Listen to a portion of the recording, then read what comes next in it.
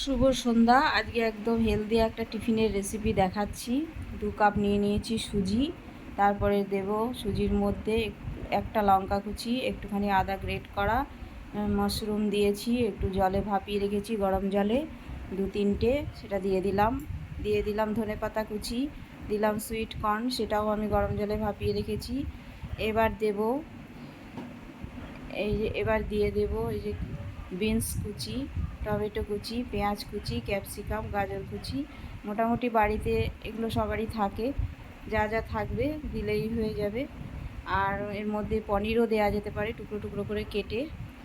দিয়ে দিয়েছি 1 কাপ দই আর 1 কাপ জল। প্রথমে দিয়ে একটু মেখে নেব, বেশি জল দেব না। একটুখানি নুন দিয়েছি, বেশি নুন দেব না, পরে আবার একটু বিট লবণ দেবো আর একটু চিনির গুঁড়ো দিয়েছি। দিয়ে যে একটুখানি শুকনো শুকনো করে প্রথমে মেখে 10 মিনিট ঢাকা দিয়ে রাখবো। ঢাকনা 10 মিনিট পরে তুলে আরও একটুখানি জল দিয়ে ব্যাটারটাকে একটু পাতলা করে নেব। একটুখানি করে নিলাম, তারপরে দিয়ে দিলাম অরিগানো 2 চামচ মতো, তারপরে দেবো চিলি ফ্লেক্স 1 চামচ, বিট লবণ দিয়েছি 1 চামচ, আর বেকিং সোডা দিয়েছি 1 চিমটে, বেকিং পাউডার 1/2 চামচ দিয়ে এইভাবে ব্যাটারটাকে তৈরি করে নিচ্ছি। ঠিক দেখে বুঝতে হবে ব্যাটারটা কীরকম গাঢ় হবে, ঠিক এরকম হবে। এই গরমে বাচ্চাদের তেলের জিনিস তো টিফিনে দেওয়াই যাচ্ছে না, এটা একবার করে দিয়ে দেখতে পারেন। একটুখানি বাটার মাখিয়ে নিলাম ননস্টিক প্যানে। এবার একটুখানি এই যে 1 চামচ করে, 1 হাতা করে এভাবে দিয়ে প্যানের উপরে দিয়ে 2 মিনিট 3 মিনিট একটু লো ফ্লেমে হতে দিতে হবে, তারপরে একটু উল্টে দিতে হবে। এই আমি ঢাকা দিয়ে দিলাম।